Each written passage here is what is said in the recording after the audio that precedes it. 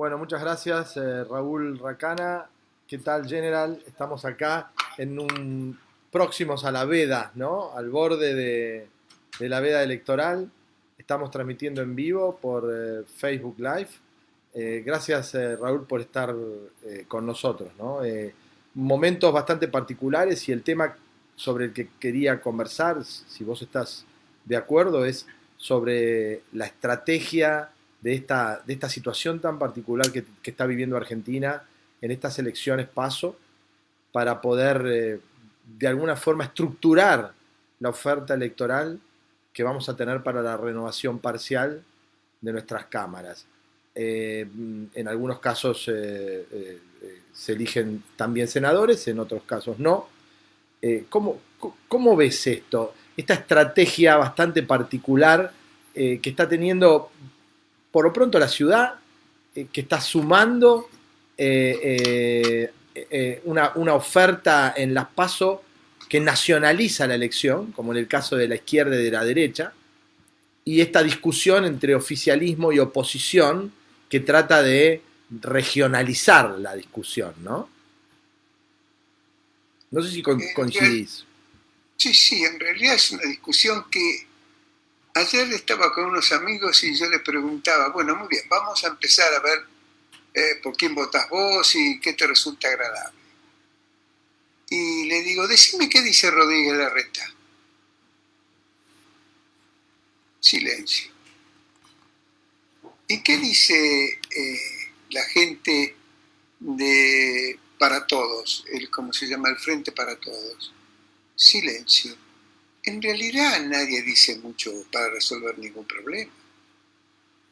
El problema, y el hecho está en que el problema está en que tu mente está pensando mal. Y si sos de los que pensás bien, no te dejan hablar. Esto no es nuevo, ¿eh? Yo a veces, ayer me llamó, ayer o antes de ayer, un amigo me dice, el sábado quiero que, es un boliviano, ¿no? Que tiene una radio. Me tengo que cuidar lo que voy a decir porque estamos en época de veda, ¿no? Bueno, pero el tema es Pinochet.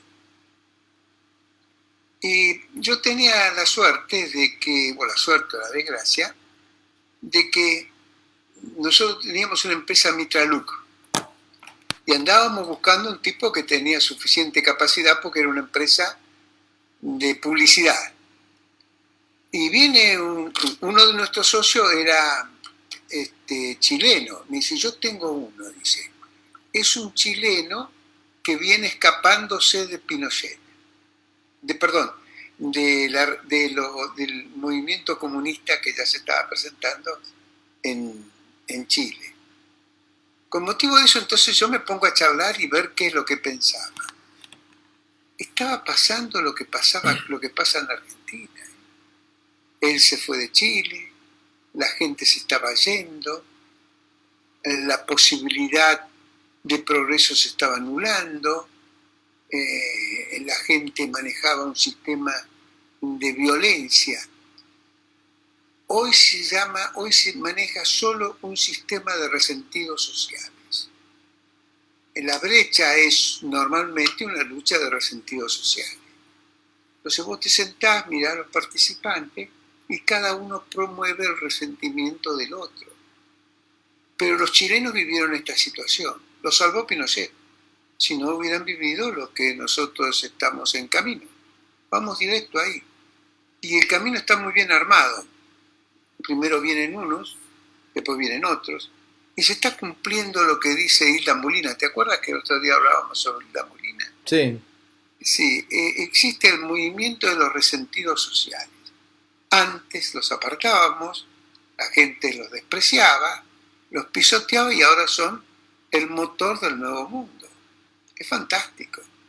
Se han dado cuenta los americanos, los ingleses, los franceses, todo un grupo de poder de lo más difícil de interpretar. Ya no estamos en una pelea entre el marxismo contra el liberalismo. No, eso ya pasó. Estamos en una lucha en que los resentidos quieren venir a tomar el poder. Y tienen el apoyo de los norteamericanos. Fíjate vos lo que pasó en Afganistán. ¿Sabes lo que es Afganistán? Es exactamente igual que que en cierto periodo de la Argentina, que no lo quiero nombrar para no dañar a los participantes, armaron un ejército poderosísimo, pero se preocuparon de poner comandantes suficientemente resentidos, corruptos e inútiles, de poco prestigio, al frente del ejército, pensando que cuando ellos se fueran, con poca gente los iban a dominar. Sí, efectivamente, los dominaron, pero no podían dominar a la gente que dependía de ellos. Y en 48 horas perdieron la guerra. Pues si no, 15 días tardaron los talibanes de venir de donde estaban a tomar la ciudad. Si hubiera quedado al lado, lo tomaban en 1 hora. Ni la más mínima resistencia. Y eso es lo que pasó, cosa que no pasa en Chile. En Chile el ejército estaba impoluto, podía resistir.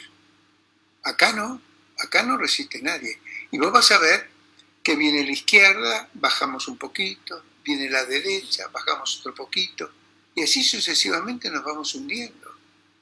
Raúl, yo tengo la presunción de que en esta falta de proyecto del oficialismo y de la oposición, dos proyectos políticos que gobernaron, además, en los últimos años, unos mucho más, otros menos, pero los dos gobernaron, y las dos mayorías vienen a explicarle a los electores que van a hacer las cosas distintas, mejor, y que van a traer mejor calidad de vida. Los dos tuvieron su oportunidad. Por eso me da la sensación que en esta nacionalización de los extremos, la izquierda y la derecha va a sacar muchísimos más votos de lo que debería, quizá.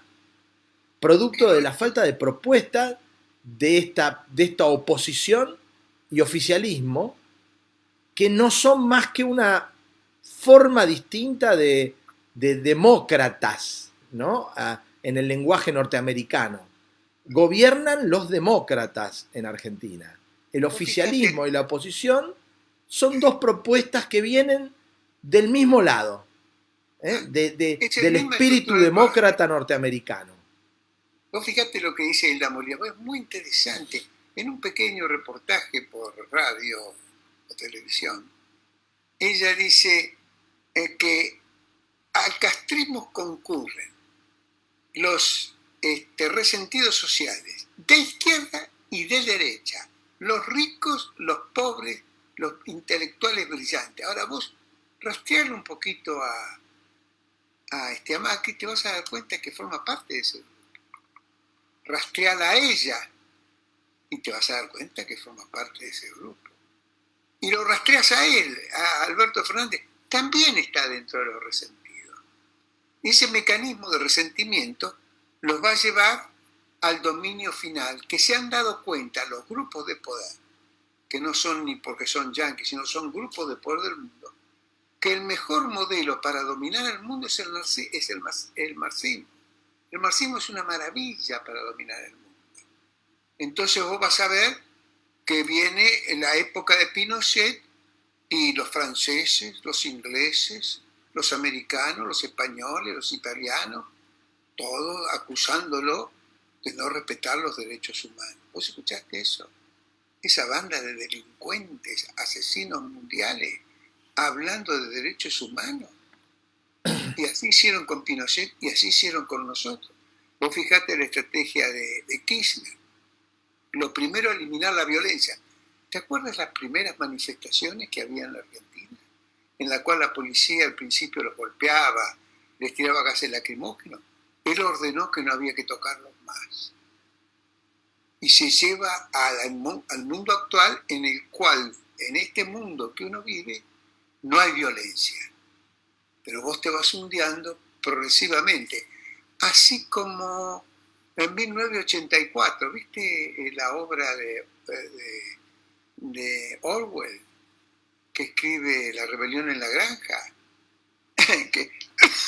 que si vos llegabas a hablar, el pobre tipo no podía editar el libro, o sea, bueno, no tenía dificultades, porque la gente intelectual de Inglaterra se lo prohibía, porque él condenaba al sabio, escúchame bien, al sabio Stalin.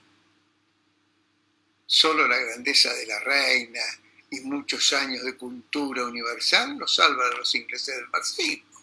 Pero si no, pegaron en el poste. ¿Por qué? ¿Qué han descubierto los centros de poder? El marxismo es una maravilla para controlar estos pueblos, matarlos de hambre, someterlos, que te hagan todo lo que vos querés que te hagan. Esto es una maravilla.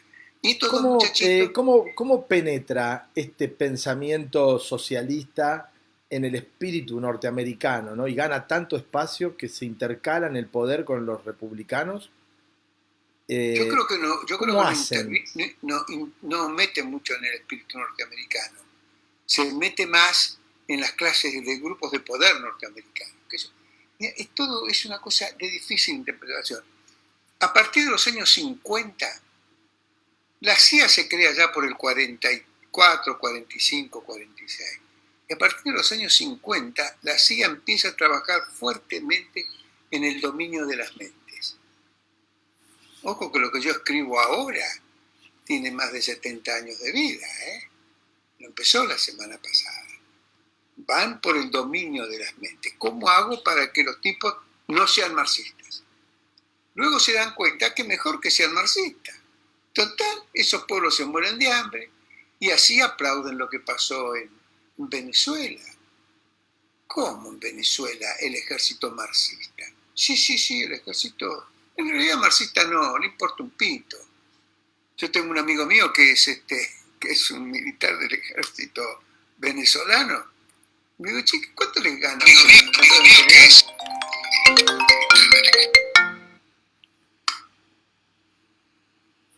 Perdón, Raúl. Sí.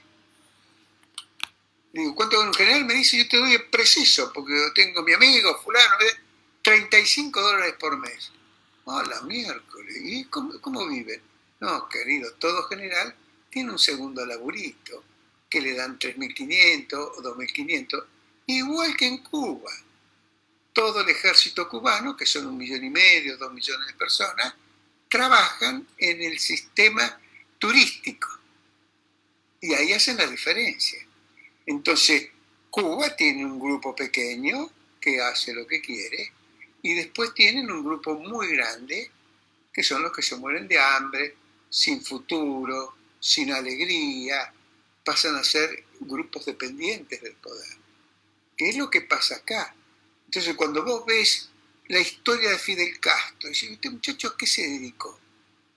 Y tenés que ir capturando pequeños flashes. Y una de las tareas que él le pidió a la Unión Soviética, hacerse cargo de la cárcel del zoológico. ¿Sabés cuál era la cárcel del zoológico? Era la cárcel de los vietnamitas, que tenían preso a los militares norteamericanos.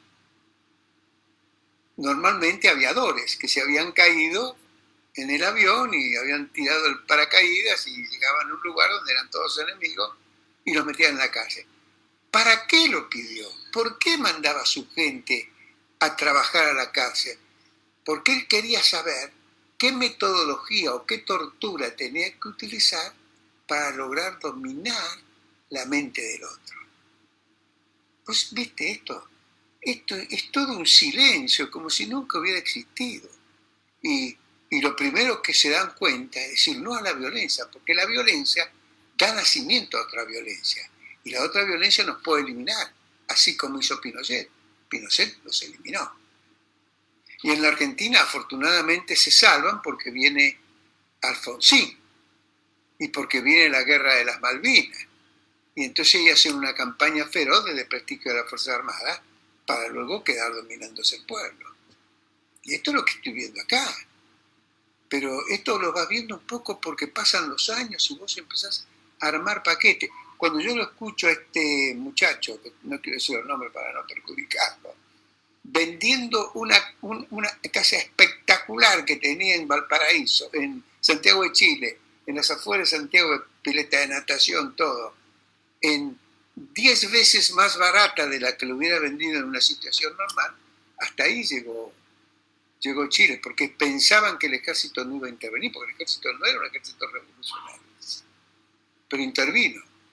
Lo que no vieron muy bien es que la mujer de Pinochet provenía de una familia extremadamente rica y poderosa, que por eso los padres de esa mujer no quisieron que se casara con él, pero ella se casó igual, y por eso ella fue la que lo incita a él a hacer ese cambio, porque él venía de una familia bastante humilde.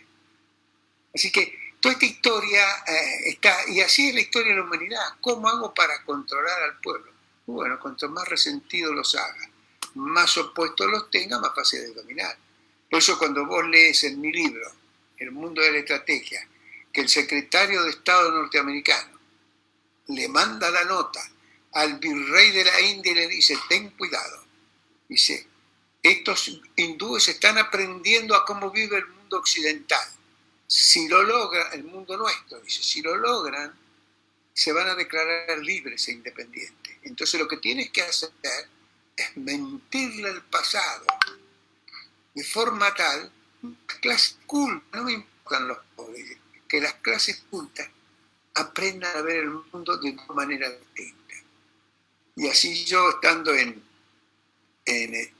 Florida, una amiga mía era india, la zona de la India, casada con un amigo mío que era suizo. Todos estos del grupo de la Coca-Cola que se venían de acá, y entonces ella miraba en los diarios y se había producido un conflicto fenomenal en la India porque venían el grupo de hindúes a salir a matar a los musulmanes porque 500 años antes, 500 años antes le habían roto el lugar donde ellos pedían respeto por el dios Rama. El dios Rama, pero hace 500 años. Sí, por eso se encargaron los ingleses de puntualizarle permanentemente los 500 años. Así como acá, roca de acá, roca de allá, roca de más acá. Aquí te hablan del peronismo, pero como todavía Perón sigue medio vivo, no pueden entender qué pasa. Como yo le decía ayer a un tipo, ¿ustedes qué son? ¿Cómo el peronismo se volvió antiliberal? Pero explíquenme, muchachos, porque a mí no me da la cabeza para que ustedes me digan. Yo puedo hablar de Perón muchas cosas, que no fue liberal, que fue un dictador, todo lo que vos quieras. Pero el origen de ustedes es el liberalismo puro. ¿De dónde saca eso? Mirá, lo primero que te voy a cantar el himno nacional, que dice libertad, libertad, libertad. No dice otra cosa. Es el único valor que pone el himno nacional argentino sobre la mesa. Nadie se dio cuenta todavía, pero ese es el único valor. Entonces con esa palabra libertad hacen el gorro frigio. ¿Viste el escudo del Partido Peronista? Ni lo tenés en la cabeza. Tiene el gorro frigio. ¿Y qué es el gorro frigio? Es el símbolo de la libertad. ¿Y las manos juntitas? La unidad. ¿La unidad entonces en dónde? En la libertad. Ese es el cuadro peronista. Entonces dice, pero ¿cómo venimos de esto y terminamos en este muchachito? Yo anoche lo escuchaba a este muchachito, el hijo de Cristina. Ese muchacho es tan resentido como ella. El padre fue un resentido toda su vida. ¿Que Alfonsín me vas a decir que era un líder como Balbín? No, era un resentido. ¿Cómo te crees que lo trataba el Partido Radical durante toda su existencia? Pésimo. Entonces cuando uno busca bien, rastrea, se da cuenta de dónde estamos parados. ¿Por qué, Raúl, no hay un poder nacional en Argentina, como pasa en los demás países, por lo pronto de Latinoamérica, para hablar de nuestro vecindario, ¿no? ¿Por qué no existe este poder argentino para trabajar sobre el cerebro de los argentinos para que estas cosas no pasen? Bueno, ¿por qué no lo hacen? Porque Lita Carrió quiere cerrar la CIDE, la ex CIDE, no sé ahora cómo se llama, que cambiaron el nombre. En vez de mejorarla, la cambia, la cierra, ¿no? Dice, ¿por qué tú no podemos entender? Porque esta gente hace las cosas mal. Claro, es muy difícil, porque vos la usás para vos. Entonces, Lilita Carrió, si vamos a decir que lo dice Cristina, está bien, pero Lilita Carrió, vos necesitas por lo menos unos 10.000 personas para hacer este trabajo. Muy difícil. ¿Que tenés que tener los antecedentes de cada uno? Sí, tenés que tener los antecedentes de cada uno. No difundirlos o guardarlos para saber qué nivel de resentimiento tiene. El resentimiento argentino es muy poderoso, especialmente. Ahora, vos fijate los trabajos que hacen. Yo me acuerdo, por ejemplo, en realidad yo te voy a ser bien claro, ¿eh? Yo pasé toda la década de los fines del siglo XX sin entender carajo lo que estaba pasando, ¿eh? Si yo te cuento muchas cosas ahora, porque se empezaron a hacer evidentes.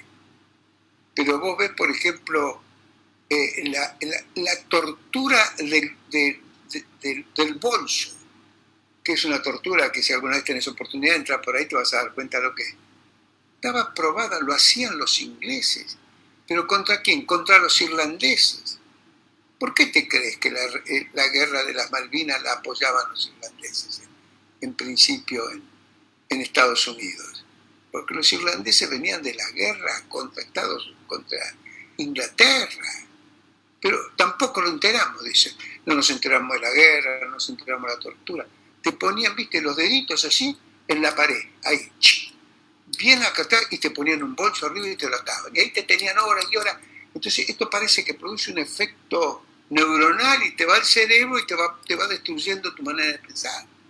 Y eso lo denunciaron a las Naciones Unidas. Pero estamos hablando de la década del 70, no hace 30 años que ellos mataban a diestra y siniestra.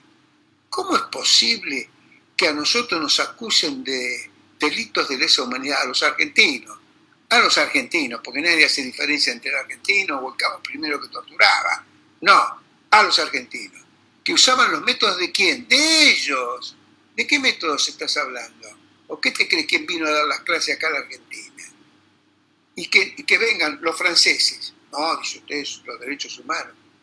Y los crímenes. ¿Vos leíste la carta esta del famoso general que en los años 1790 eliminó al noroeste? Había un pueblo que en este momento no me acuerdo el apellido, los atacó y los eliminó, mató 170.000 personas de ese pueblo y le manda una nota a la Secretaría de Seguridad diciéndole que ha cumplido con su orden.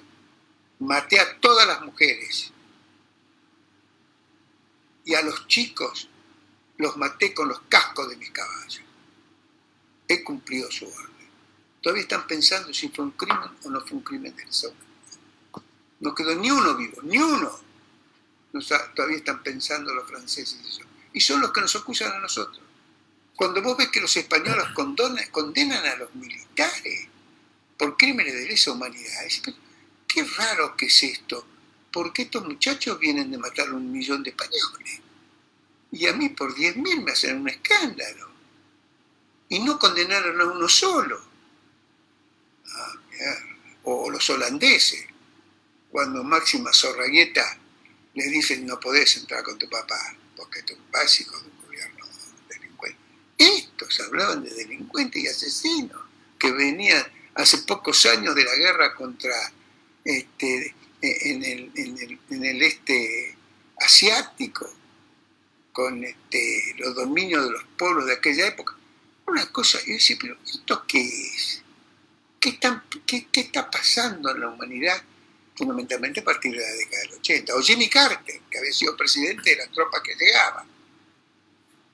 Es una cosa difícil. ¿Por qué un país tan chiquitito y tan pobre, tan insignificante como hoy es Argentina, merece tanta atención para seguir minando la capacidad de crecimiento de un país que no le hace sombra a nadie hoy?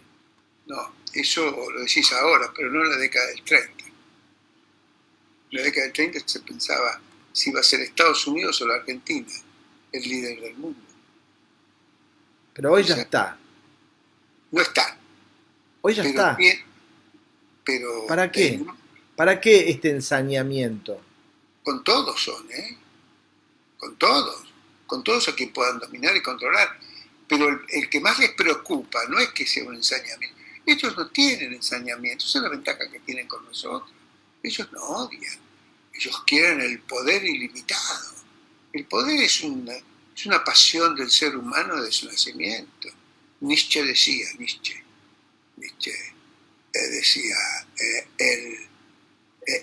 el poder es el único constructor de la verdad. Y la verdad es una mentira no probada. Es una cosa maravillosa. cuando Nietzsche habla de las 5 fases del ser humano, dice, primera fase, dice, Dios ha muerto. No, pibe, ¿cómo va a morir Dios? No, sí, Dios ha muerto. Nuestro Dios ha muerto.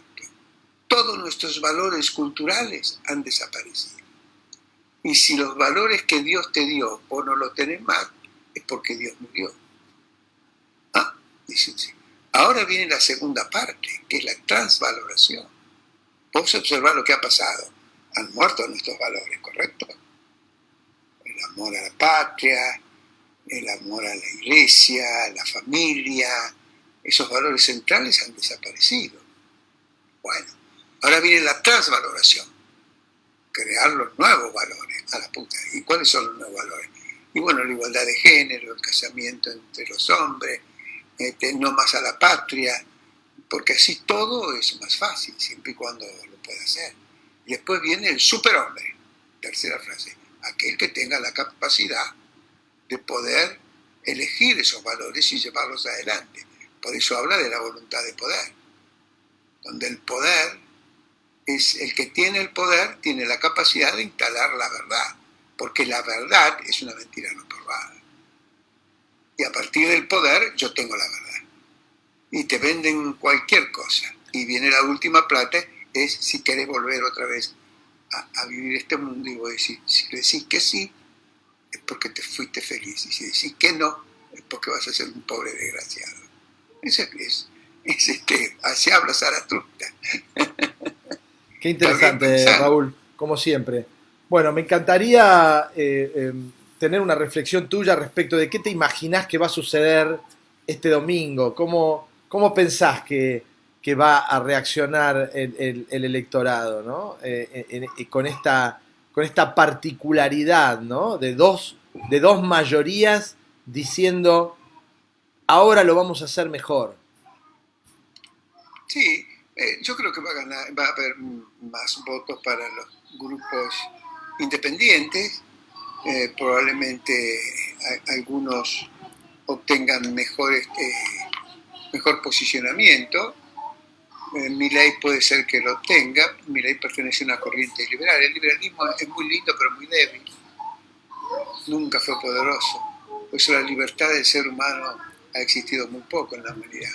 Solo lo pueden sostener grandes pensadores con grandes poderes. Tiene que tener mucho poder para sostener el liberalismo. Por eso yo a veces la llamo la dictadura de la libertad. Yo creo que sin libertad el ser humano no existe. No existe. Después ve qué libertad querés tener, pero esa libertad significa, y la democracia, que es el símbolo más importante en la medida que la definas correctamente. La libertad exige, y la democracia exige, que las mayorías garantizan la libertad de las minorías. Si no, no es democracia. ¿Y está pasando ya acá? No, no está pasando. Las mayorías imponen su voluntad, y eso no es democracia. Las mayorías tienen un único problema: defender la honorabilidad y dignidad de las minorías. Si no, estamos muertos, no existe. Así que este es el momento que vivimos. Muchas gracias, Raúl, un placer, como siempre. Gracias, un abrazo. Chao.